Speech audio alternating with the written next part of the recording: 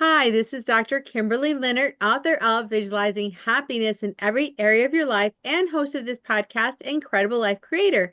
And today I have with me Sylvie Boisel. Hey, Sylvie. Bonjour, bonjour. Yes, I'd love to have you here. And just so people know you, I'm going to just read a short bio. So, Sylvie Boisel, born and raised in France, was immersed in music and joy from birth. Trained as a singer and actress, she quickly charmed audiences in Paris and beyond, using music and humor to captivate with her unique style.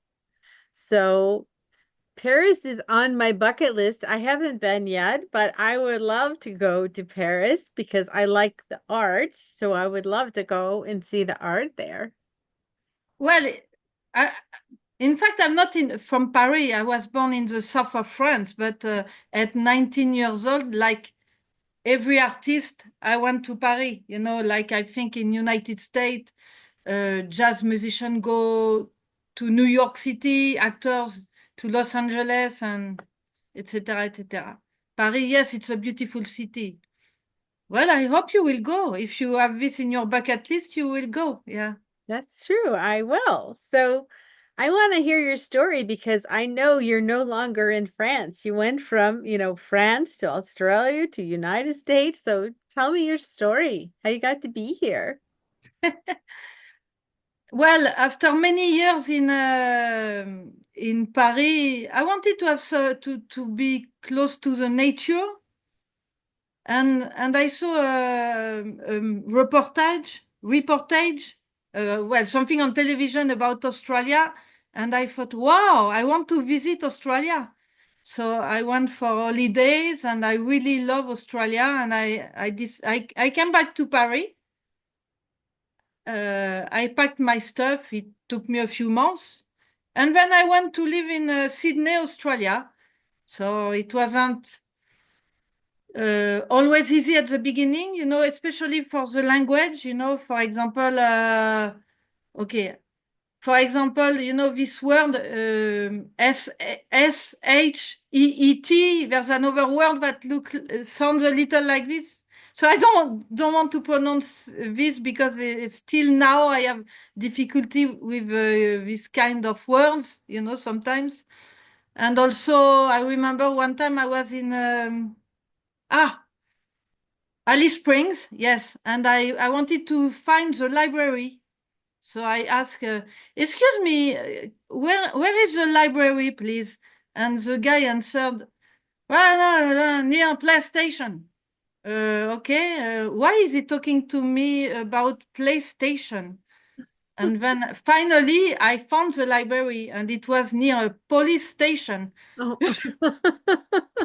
Yeah, so and yeah, it's a beautiful. I mean, I think I'm very blessed with all my life. I always did things totally crazy and extraordinary. And,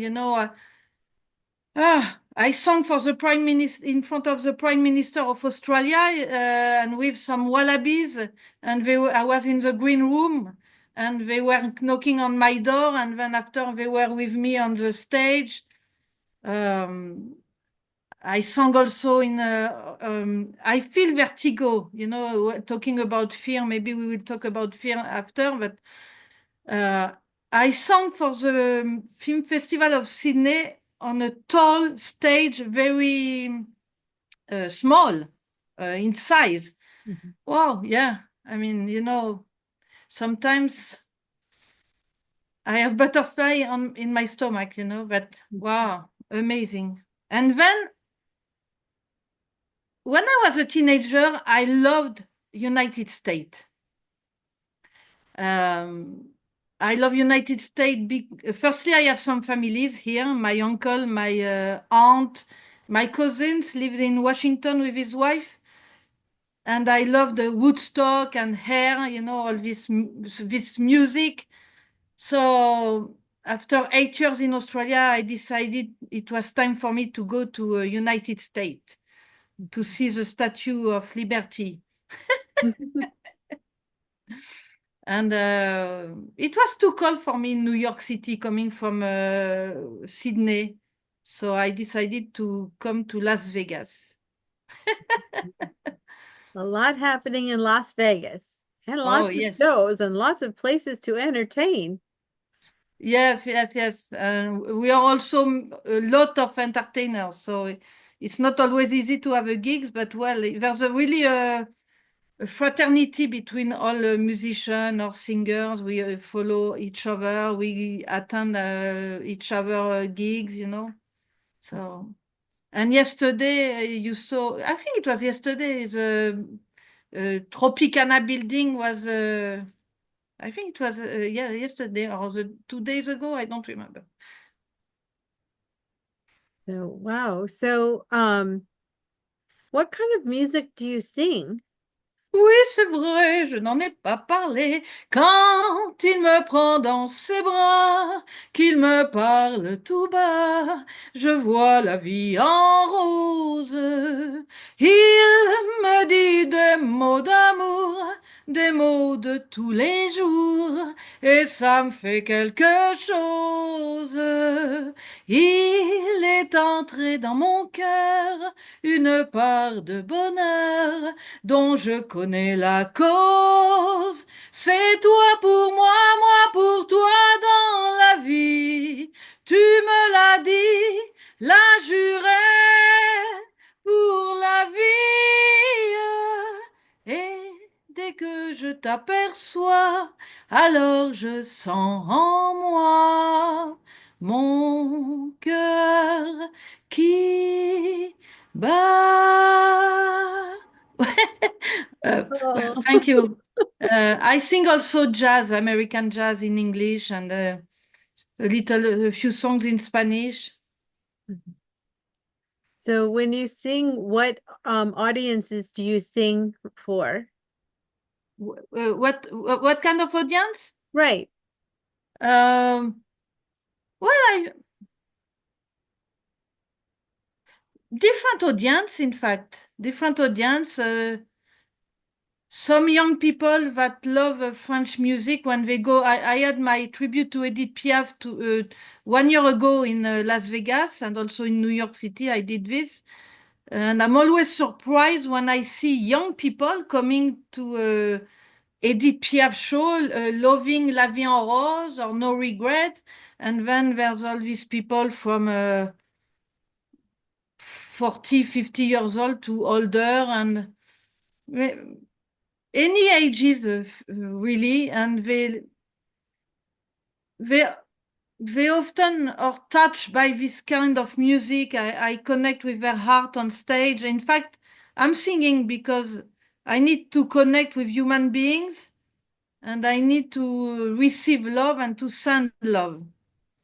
So, and they often come to see me at the end of the concert saying, oh, it reminds me, I went to Paris, or I want to go to Paris. Uh, Edith Piaf was great. You made me cry. Wow, the first time someone told me this, you made me cry. Ah, I was scared. I mean, I was worrying. I was worrying because I didn't want to make cry people, you know. And she told me, no, it's emotion. I was very happy. And also, when I was in Australia, someone told me, you know, your voice, you heal people with your voice. I cannot explain this, but I know that, yeah, generally, I do good to people, but I cannot explain. Maybe because it comes from my heart. Exactly. Yeah, people feel that love coming from your heart. And also, music is just vibration and it's, vibrations and frequencies are healing for people. So it's wonderful what you do. And oh, before I forget, I wanted firstly to thank you for inviting me. I watched some of your shows. There's so many, so I couldn't watch all yet, but it's really wonderful, your program. I mean, all these people who are explaining their life, and it brings us it brings us something, and I want to thank you also, Bruce Marin, because without Bruce, Hmm. I will not be here today because I didn't know you, but now I know you. Hee-hoo! I'm happy. Thank you so much.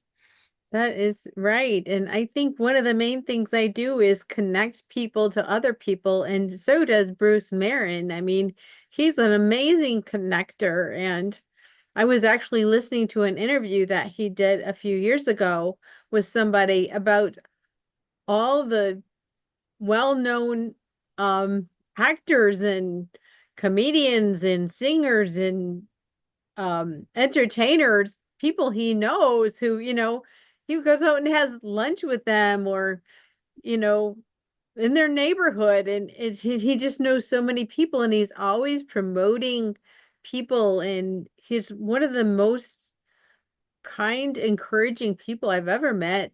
Yeah, very positive, Mm-hmm. very, how do you say, lovable and loving. Mm-hmm. Yeah, Yes. so Yes. Just a remarkable individual. So I'm so glad that he connected us here. thank you, Bruce. Yes, thank you. And I had a question just about singing. So you've been singing your whole life. Yes, So yes. what makes a great singer? Ooh, great question. Wow, I really love this question. Um, there's two things, in fact. The first thing is, the voice is a muscle, so we need to train like any other muscles. Mhm. And then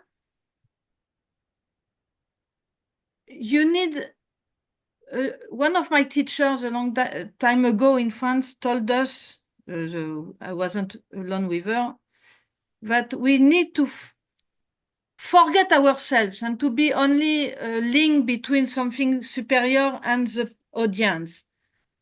So there's these things, and also the best, and it's also for actors probably. It's to be on stage, to find like a child, to find your in to be like a child on stage, and so you are really true and you can give to your audience. Yeah, yeah.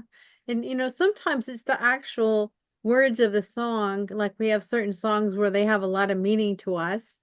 And sometimes the song is more for the feeling and the words don't mean that much, but there's, what gives us a certain feeling or relaxation or memory. Even those songs, I call them kind of no nonsense songs where they say some silly words, but they're fun or they remind you of something. And your voice is just one piece of it, but your soul, your person who is really like the conduit from God or that higher power is bringing that love, is bringing that joy, is bringing that laughter. Um, yes, it's a whole. Yes, of course. The music is very important. Yeah, because I know, like, when I go someplace, like if I go to some place and we're gonna just relax, I love to hear jazz, and you go there with the intention that, okay, I'm gonna relax and really just enjoy this smooth music. Yeah, there's different music, different genres for different moment of life or different moment in the day. Yes, Hmm. So some when you music for to make sleep children. were, Duerme, duerme, negrito. exactly, Or and allons enfants de la patrie. Anyway, totally different, right? yes, yes, yes. Fun. Get you up going, like, oh. Yeah, music. Yeah, music is important. And it music started in prehistoric time. In fact, they were making music with just two stone, boom, boom, boom, boom. Yes. Makes sense. So was your family very musical? Were people singers in your family or musicians? Not really professionally, but not professional. But my mother was playing piano and violin, not a lot violin, but still a little. Uh, my my sister plays piano. My brother plays guitar. In fact, I started to play guitar because probably I wanted to copy him, you know. And my dad, it was more. My dad gave me the part of comic, I mean, entertainer, you know. My dad was the life of the party when he was in some party, and Nice. So, how do you bring that to your performances? How do you bring that humor? um, it it's natural. In fact, oh, sorry, I don't like when I say in fact. In fact, I need to correct this. Yeah, it's natural. Or sometimes I'm going. Um, One of my shows in Las Vegas, I had a high heel toy on stage and I was showing the high heel and saying, "Oh, okay, I know in Las Vegas we need to wear high heel.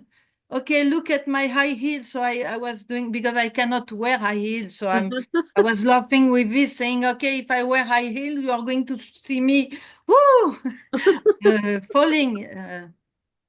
I had also some toys sometimes in a table. Well, I bring some humoristic stuff, and also naturally sometimes I'm going to say something, improvise.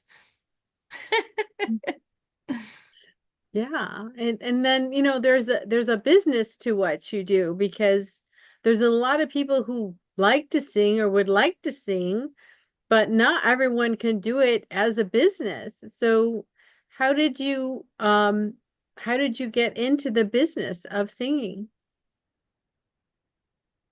I really learned to be into the business in Australia because in Paris it was really easy. You know, I could sing in some theater, but I was doing humoristic songs in Paris.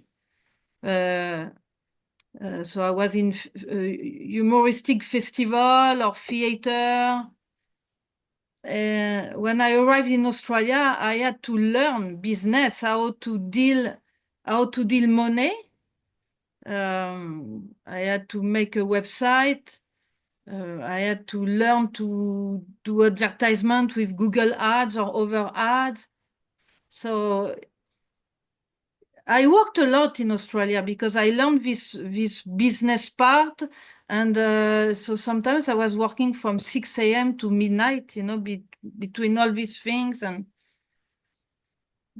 it's not easy for as an artist.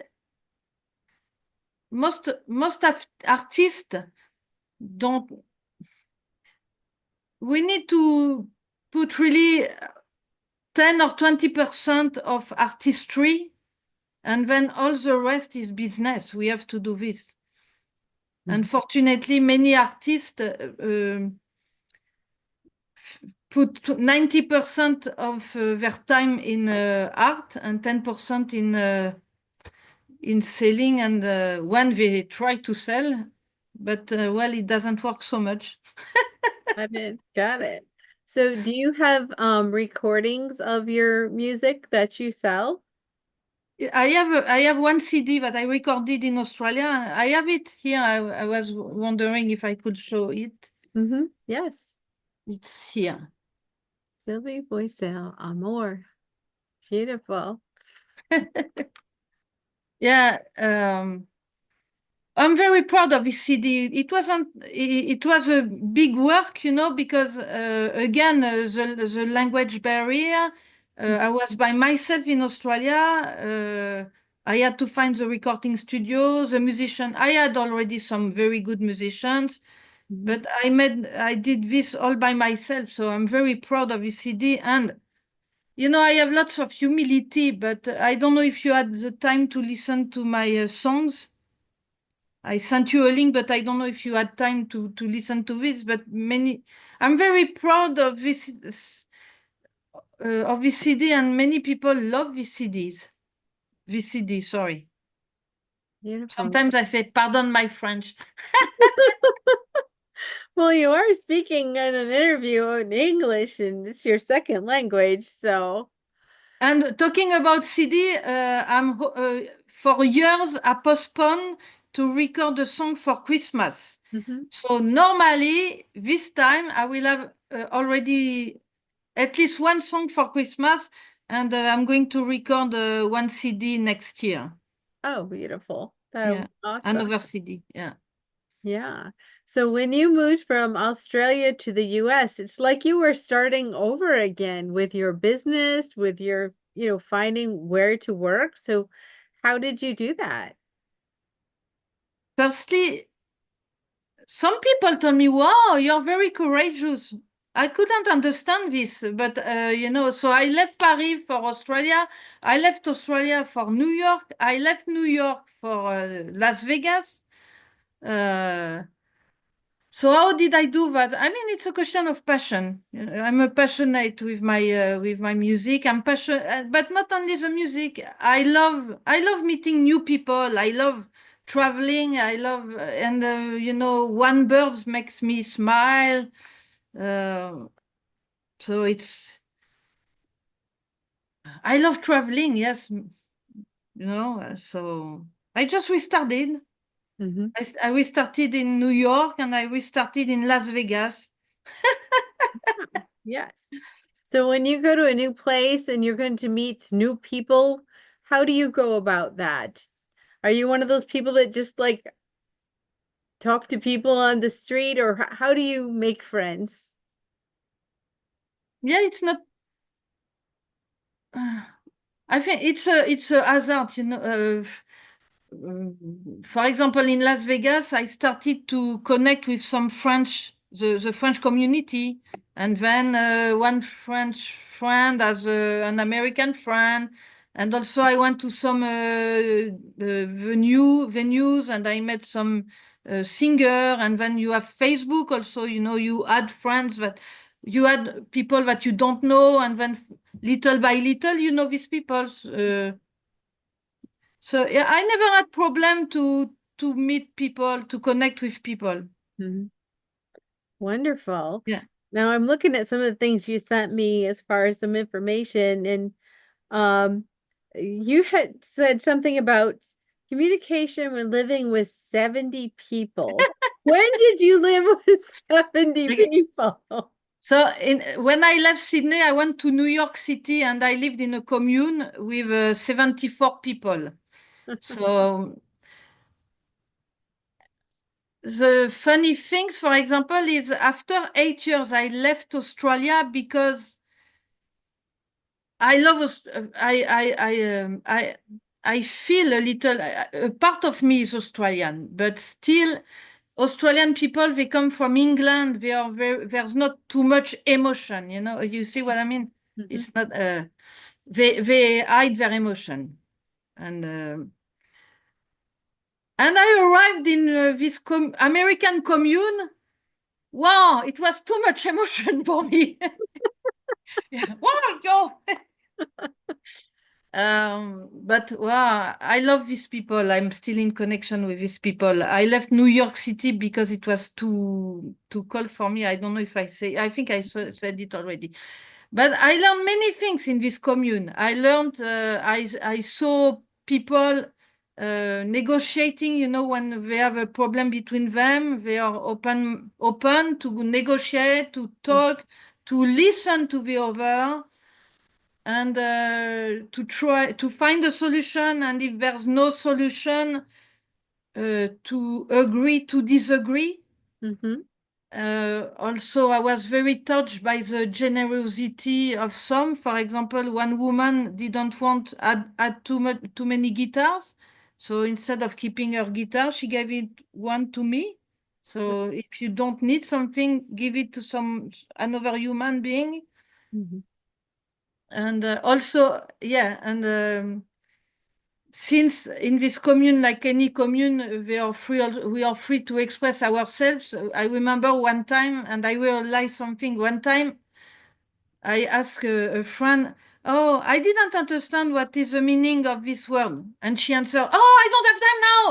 You know, and then wow, I realize, wow, okay, look, if people talk to me like that, it's not because they have a problem with me, it's they have a problem and I don't want their problem. And, so I now when someone, well, doesn't happen very much to me, but I know now that it's never, we don't have to take the aggressivity of others, keep your aggressivity, bless you, take care of you.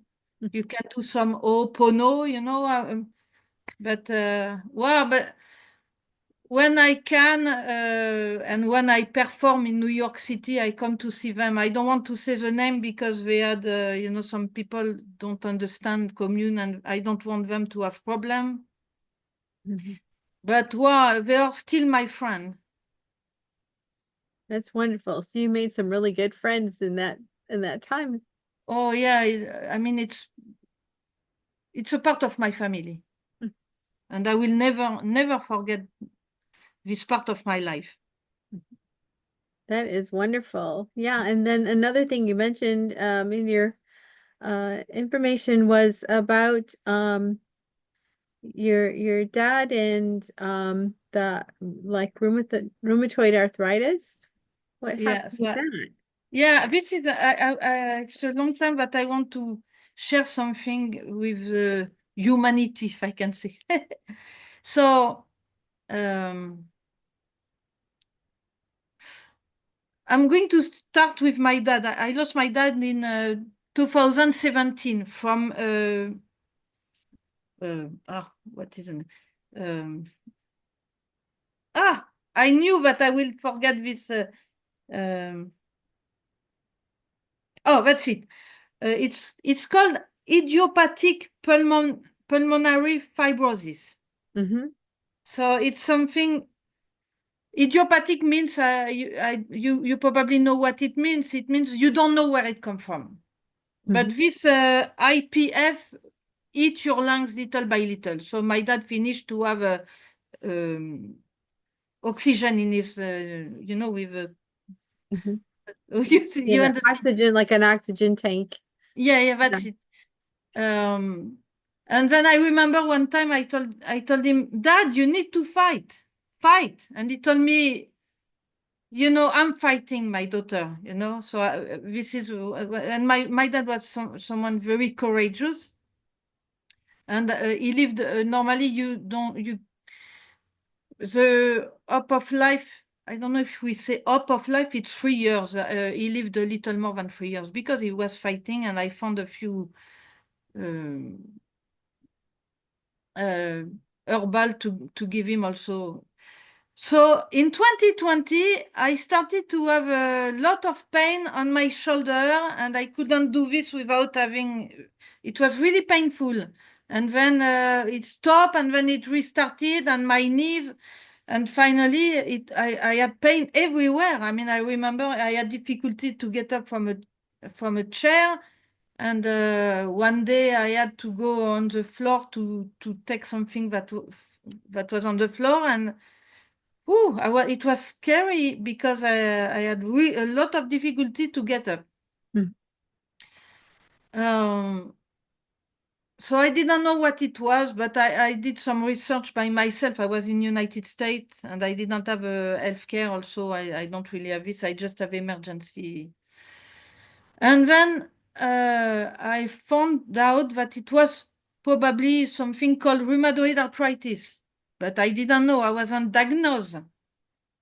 And then I did some research, and I read a book from. Okay, before I start, I continue. I want to say that I am not a doctor, so what I'm saying it's from me, and I'm not against normal medicine. Sometimes you need to take some.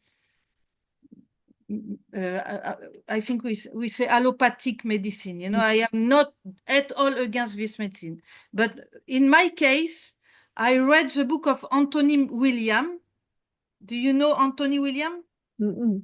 Okay. It's called Medical Medium, or I don't Medical Medium, yes. And he's saying, I'm not too long. It's okay. We have still time. Okay. Well, um, so he's saying that, so we believe or not, okay, but he's saying that many of our autoimmune sickness come from the virus Epstein-Barr virus. So I read all this, and I also decided I I fight. I fought. I mean, I was telling me I don't want this. There's no reason that I had this. I don't want it. So I never made this mine. I don't want this rheumatoid arthritis. So some friends talked to me about, and I'm going to tell you what I took. Okay. So someone told me, oh, he had a problem himself about something else. And because Epstein-Barr is a virus, I started to take something called Artemisia annua. Hmm. And Artemisia annua is something that you use in Africa, for example, for paludism or malaria. Hmm. And then I went to France and I had some blood tests, and yes, I have, or I had, I don't know, but rheumatoid arthritis. So I went to see a rheumatologist, Hmm. and she told me, okay, I'm going to give you methotrexate, and I didn't want this. Again, it's my choice. Okay, I didn't want, because I'm a singer, and methotrexate that you use also for cancer can. It's a medicine that you can have problem in your kidney, lose your hair, the throat, and I'm a singer.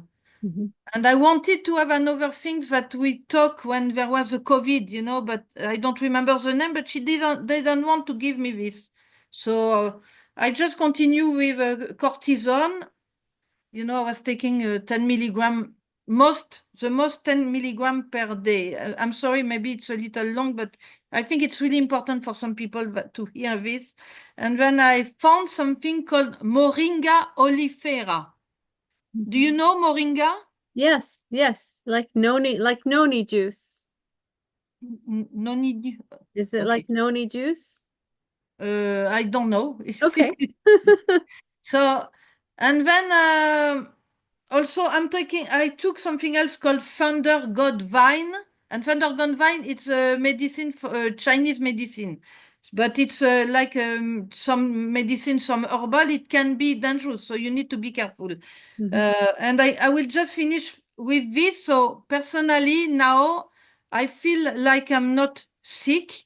I'm mostly taking only Moringa oleifera. And my only problem is uh, my fingers. So this is a problem for me. And when I, look. So this is a problem for me. And then I guess that we will talk about my motto a little later. So I will say something about this later. But so, I just want to talk about Moringa oleifera, because even if you take methotrexate or something else for rheumatoid arthritis or arthrosis, or please try Moringa oleifera. It's not dangerous at all, except if you are pregnant, and it can help you with your articulation, with Hmm. many things. It's for the blood. How do you say? When we take the tension, Hmm. it can lower the. Yeah. So I recommend, if you do some research about Moringa oleifera, and if anyone want to contact me for because they have rheumatoid arthritis, I'm really happy to share with anyone. Uh, but we need to be positive and to fight. Hmm. This is. Sorry, this was really important for me to say that.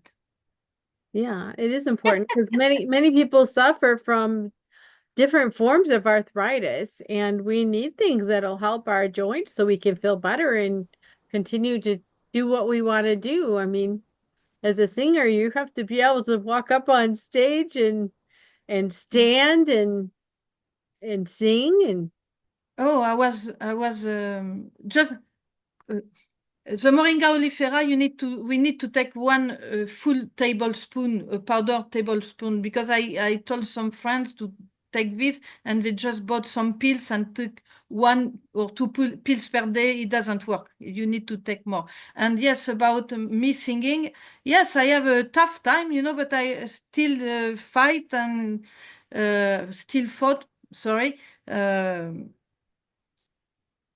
Yeah, it's not easy, when you think that you won't maybe never ride a bicycle or never ride any more motorbike and maybe never be on stage anymore. And still now I have difficulty to play guitar, but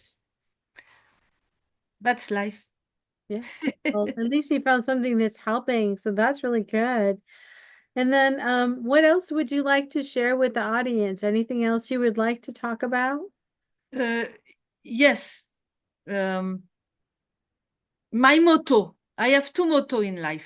Okay, the first one is don't be afraid of the storm before it happens, because our brain, our imagination often works too much.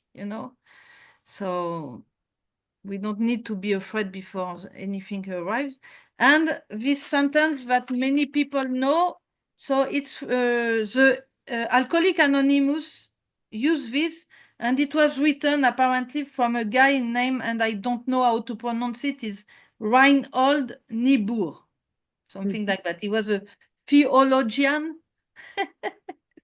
So the first word, if you're not a believer, you don't use it, but so it's called the serenity prayer, and it's God, grant me the serenity to accept the things I cannot change, courage to change the things I can, and wisdom to know the difference. And this is really helpful in my life. For example, for rheumatoid arthritis, I thought, wow, I just have to accept it. I cannot change it. Okay, I cannot play guitar like before. Well, I have to accept it Mhm. now.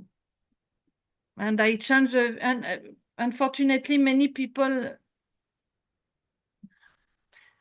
we should learn to have serenity and to accept things that we cannot change, Mhm. and to change things we can. Yeah. Yeah, that's a great way to live. Mm. And, that's why it's been that for the, AA and different groups, they've used that for years because it's gives you peace. It's like, I don't have to be perfect. I don't have to be perfect. I can just do what I can do and leave the rest to God and accept what's going on.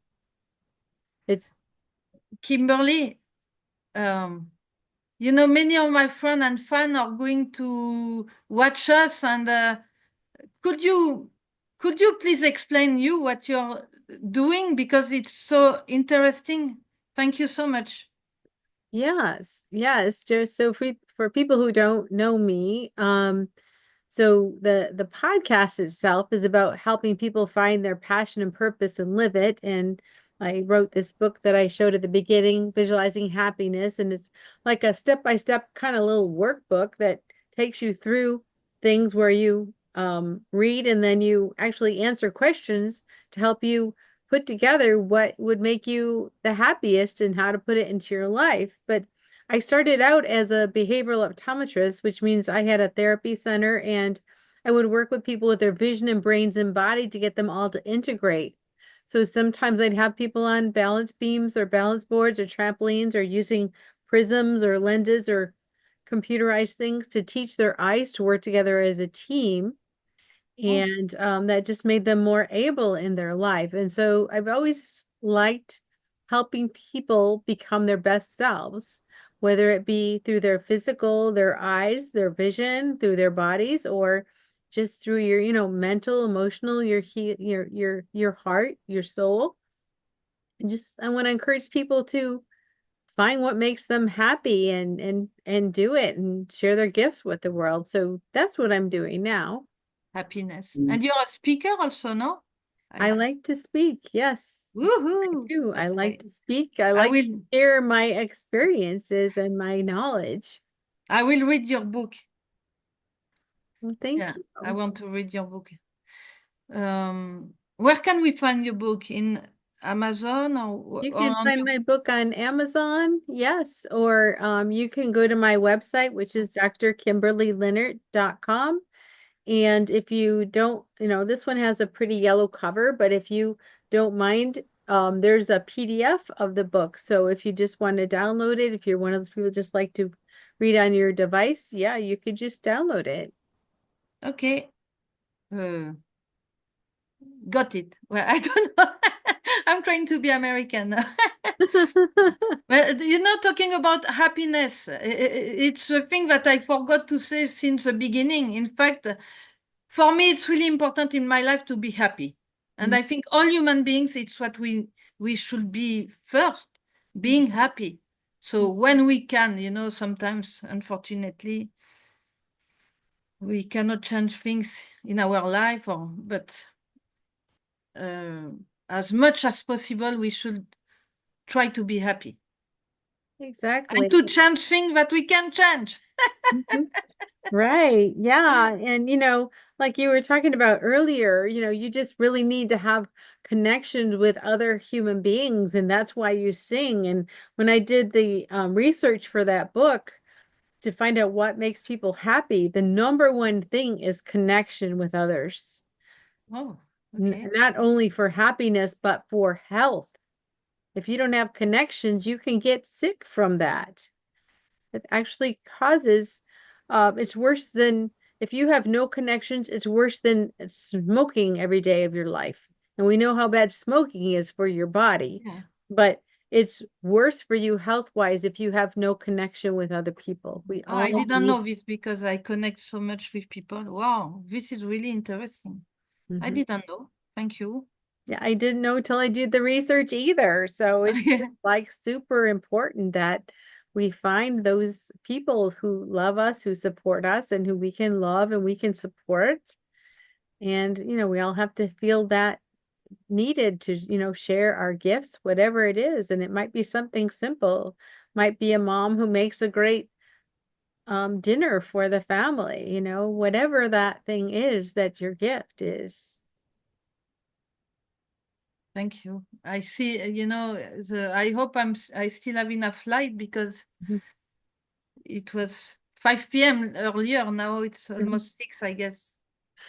Yeah, we're getting close to the end here. So if people wanted to connect with you or get your No, CD, it's where do they not. find you?